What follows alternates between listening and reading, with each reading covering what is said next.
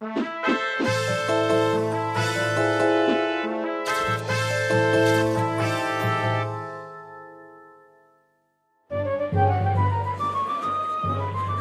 Po.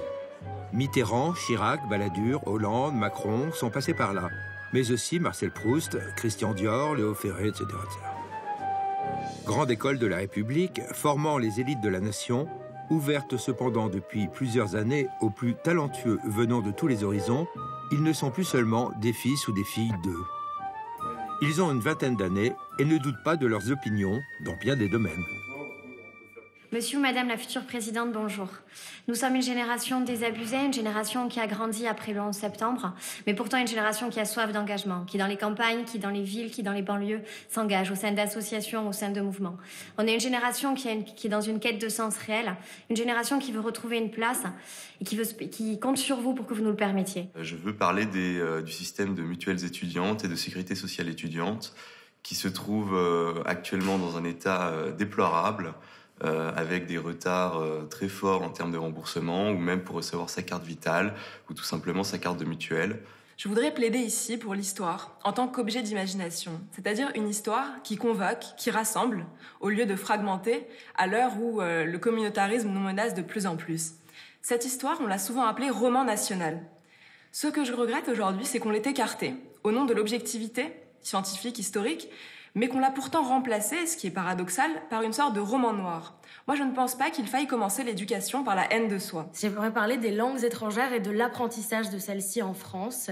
Après avoir passé 1 an en Erasmus à l'étranger, dans un pays qui n'a pas la réputation de parler beaucoup de langues, je me suis rendu compte qu'en France, on a un réel problème, peut-être un complexe de supériorité d'ailleurs, avec les langues étrangères. C'est-à-dire que on ne nous apprend pas assez et on ne sollicite pas assez chez les jeunes l'apprentissage de langues. Je souhaiterais que vous mettiez un coup d'arrêt à la destruction des paysages de France. Il me semble que c'est un motif de souffrance pour de nombreux jeunes, même s'ils le formalisent assez rarement, au bout du compte.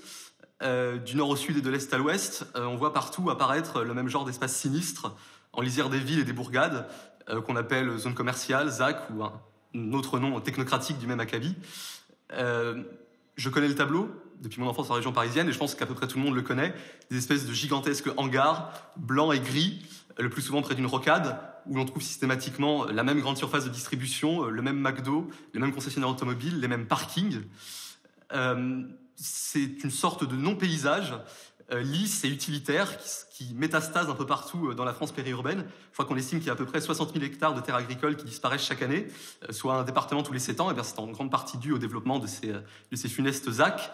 Je pense que pour l'école primaire, il faudrait enseigner aux enfants à aimer la France, c'est-à-dire à leur donner ce récit légendaire qui a fait aimer tant de générations et qui a façonné notre nation. On apprend surtout l'anglais et je pense que ça devrait être adapté au goût de chacun. Si quelqu'un ne veut pas apprendre l'anglais et préfère apprendre l'espagnol dès son plus jeune âge, je pense que ça serait beaucoup plus important. Ça nous rendrait beaucoup plus compétitifs au niveau européen pour le marché de l'emploi notamment. Je trouve que c'est un sujet qui a été très peu abordé au cours de la campagne. C'est un sujet qui est finalement très peu politique puisqu'il y a eu un rapport de la Cour des comptes il y a de ça 2 ans qui a clairement dit les problèmes qui étaient posés par les mutuelles étudiantes et qui proposait tout simplement de les supprimer, de nous affilier au régime général qui fonctionnerait mieux, qui ferait des économies de budget. Et donc j'aimerais bien que ce sujet soit pris en compte par le futur président de la République ou la future présidente de la République. Quels que soient les artifices rhétoriques dont on l'habille, le patriotisme repose toujours, au moins en partie, sur un attachement quasi charnel à des paysages concrets. Or, il me semble que personne n'a envie de mourir pour une zone d'activité commerciale. Dépoussiérez vraiment l'Assemblée, dépoussiérez le Parlement, redonnez-nous une place au sein des institutions politiques, au sein des administrations, renouvelez réellement le personnel politique. On compte sur vous, faites un pacte avec la jeunesse. Dans quelques années, certains d'entre eux dirigeront peut-être la France, et ils le savent.